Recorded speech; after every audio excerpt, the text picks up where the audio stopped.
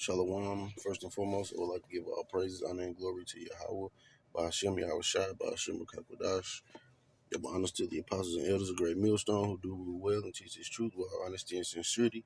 Salutations to you brothers around the four corners of the earth that push this truth with honesty and sincerity with great diligence. Wake up the hopefully elect of Israel. Double shalom to you, Akim, that scattered among the heathen, looking like the heathen, but you are in fact of the stock of Israel, and you hold near and dear this truth and follow the law, statutes, commandments to the best of your abilities, wherever you may be scattered. And shalom to the few sincere Akwatim that listen and learn in silence, playing a creation role as the Lord commanded you to, which is in all subjection, reverencing your husbands. It's your brother Azor from GMS St. Louis. I'm gonna do a quick before camp lesson. Um, you see these things that are happening in the earth, they must happen. A lot of people want things to go back to the old way, go back to how they used to be, but that's not going to be so. Times are just going to get worse and continue to wax worse until the great day of the Lord, bringing his judgment upon all the world, the 2/3 of Israel, and the heathen nations. Start off in Matthew 24, and let's start at verse 6. And ye shall hear of wars and rumors of wars. See that ye be not troubled. For all these things must come to pass, but the end is not yet. See, the end is not yet. These is the birthing pains. Like a woman that travail in her labor pains. The birth isn't coming, but that pain is letting you know that it's on the way. And that's what we see right now. For nation shall rise against nation, we see that. And kingdom against kingdom, and there shall be famines and pestilences and earthquakes in diverse places. We've been seeing all this. All these are the beginning of sorrows. So this is the beginning of when that hell is about to get unleashed. Now you got people protesting all across the country, um riots, you know, all these things were said to happen.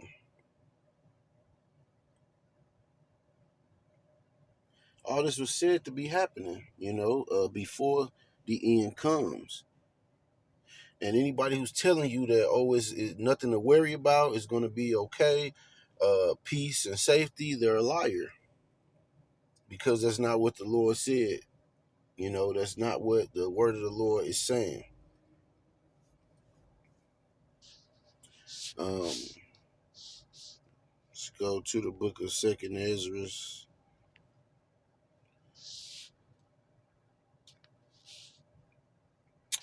This is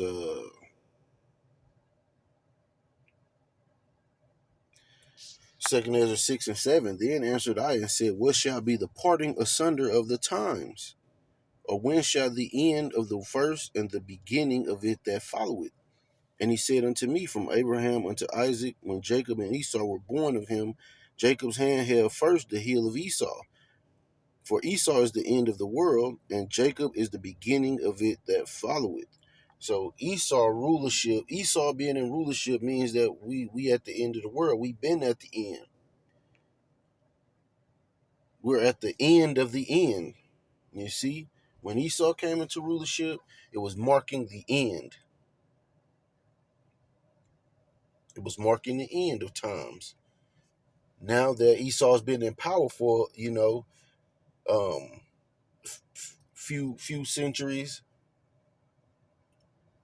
he's at the end of his rulership.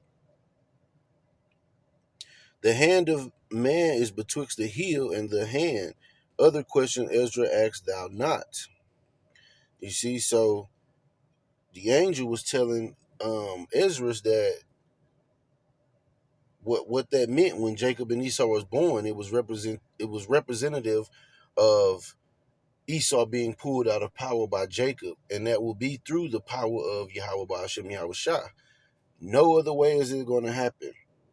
All these malicious groups and all these people that want to rise up against Esau now, you're going to be destroyed. You're going to be defeated because that is not the will of the Lord, man.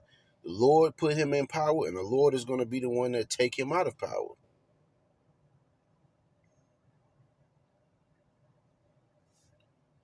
For Esau is the end of the world, and Jacob is the beginning of it that follow it. So you other nations are not going to be next up to rule. Despite what you believe, you're not going to be next up, man. The Israelites are next up under the power of Yahweh Ba'ashim Yahushua, man. You can't get around it. Let's go to the 15th chapter, and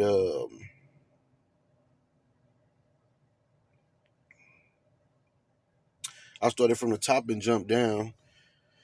This is the second Ezra 15 and 1. Behold, speak thou in the ears of my people the words of prophecy. So, first and foremost, the men from the elders and apostles on down, the great millstone, they teaching you the words of prophecy, what thus saith the Lord. Not out of our own mouths, not something we created and made up. And those camps that teach the sound and like doctrine, we're telling you the words of prophecy, which I will put in thy mouth, saith the Lord, and cause them to be written in paper, for they are faithful and true. You see, these prophecies gonna come to pass, man. Fear not the imaginations against thee, let not the incredulity, the unbelief of them trouble thee that speak against thee. That's why we stand boldly as lions, proclaiming the words of the Lord, man, without fear and without remorse. For all the unfaithful shall die in their unfaithfulness. And you see, the Lord is bringing those judgments, man. Behold, said the Lord, I will bring plagues upon the world, the sword, famine, death, and destruction. For wickedness had exceedingly polluted the whole earth, and their hurtful works are fulfilled. Therefore said the Lord, I will hold my tongue no more as touching their wickedness, which they profanely commit, neither will I suffer them in those things in which they wickedly exercise themselves. Look at all these children that are being marred and mutilated according to these people's wicked lust, man. That's a hurtful work, man. Look at all the pesticides that are being sprayed everywhere. Look at the food that's being tampered with. The animals being pushed out of their places, man, because of who Esau Edom, man, and his greed.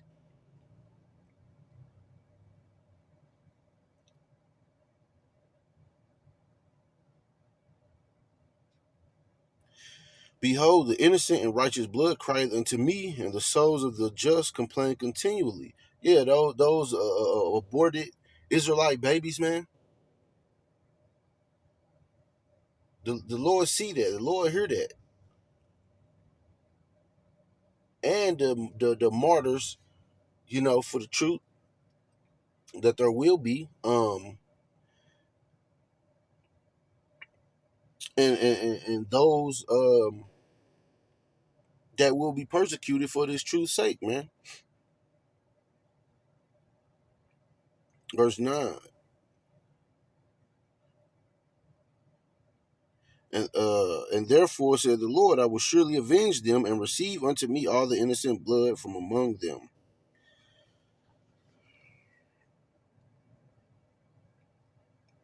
Behold, my people is led as a flock to the slaughter. I will not suffer them now to dwell in the land of Egypt. America is the modern day Egypt.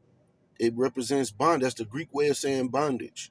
But I will bring them with a mighty hand and a stretched out arm, and smite Egypt with plagues as before, and will destroy all the land thereof. Egypt shall mourn, and the foundation of it shall be smitten with the plague and the punishment that Yahweh shall bring upon it. And you see,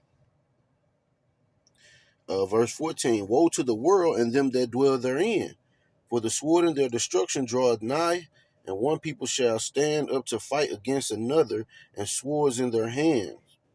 For there shall be sedition among men, and invading one another. They shall not regard their kings nor princes, and the course of their actions shall stand in their power.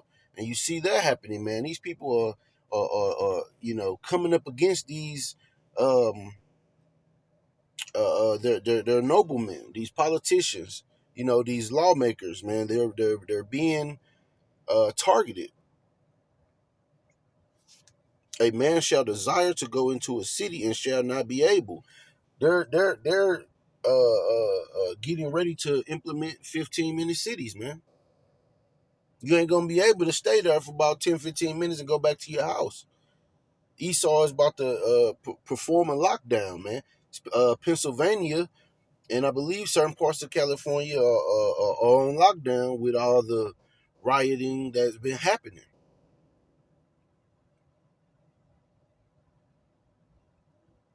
For because of their pride, the city shall be troubled, the houses shall be destroyed, and men shall be afraid. You see?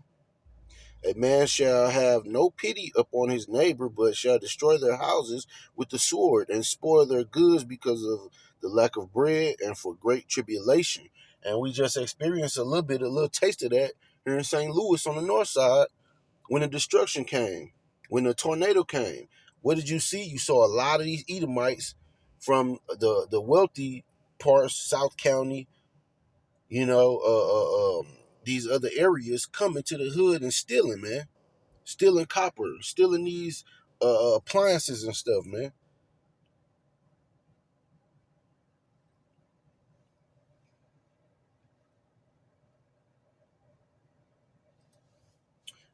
So it's going down, man.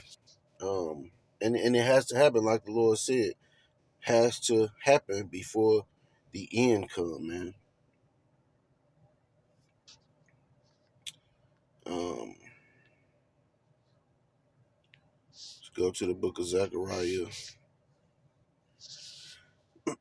chapter 14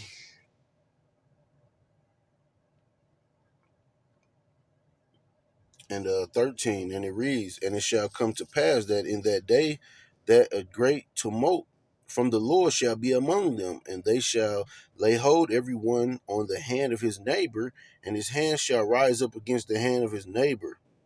You see? And we see that happening, man. We see that happening now. It happened before, and it's happened now. The scriptures say there's nothing new under the sun. But this time it's going to be like no one has ever seen before, man.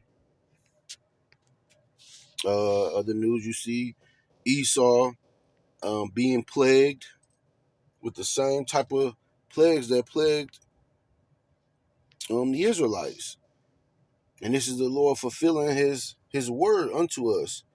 This is Deuteronomy 30:7, and the Lord thy power will put all these curses upon thine enemies, and on them that hate thee, which persecuted thee. And thou shalt return and obey the voice of the Lord and do all his commandments, which I command thee this day. You see, the so-called blacks were targeted, which is the Southern Kingdom, Northern tribe of Judah predominantly, but other tribes are mixed in, Benjamin and Levi. But they were plagued with the crack epidemic. You see, and there was no cry out for that. They mocked us. You see, but now you see Esau and his children being plagued with the opioid epidemic, and now it's the epidemic. Is we got to do something because they thought that these things were going to take hold of our people, and it's backfired on them. And this is the Lord fulfilling His word unto us, man. We are reaching the end of our captivity, and they are about to begin to experience hardcore bondage, man. And the Lord is meticulously plucking them down. Um,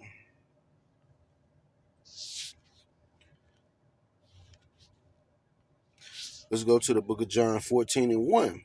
Let not your heart be troubled, ye believers. Ye believe in Yahweh, believe also in me. In my Father's house are many mansions. If it were not so, I would have told you. I go to prepare a place for you. You see, so that's what the Lord is doing, preparing a place for us, Israelites, man.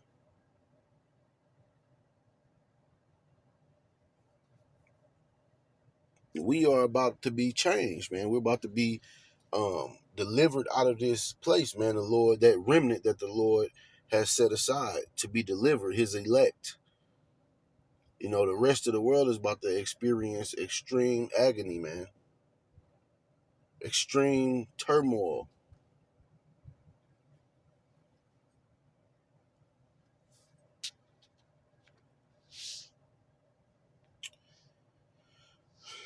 Let's go up to the book of Psalms 34 and verse 17. I started at verse 14. Depart from evil and do good. Seek peace and pursue it. The eyes of the Lord are upon the righteous, and his ears are open unto their cry. The face of the Lord is against them that do evil, to cut off the remembrance of them from the earth. The righteous cry, and the Lord heareth, and delivereth them out of all their troubles. The Lord is nigh unto them that are of a broken heart, and saves such as be of a contrite spirit. Many are the afflictions of the righteous, but the Lord delivereth him out of them all. He keepeth all his bones, not one of them is broken. Evil shall slay the wicked, and they that hate the righteous shall be desolate. The Lord redeemeth the souls of his servants, and none of them that trust in him shall be desolate. Hope this has been an edifying lesson. I'm going to say Kwam Yasharala, Shalom, and Abba Babal.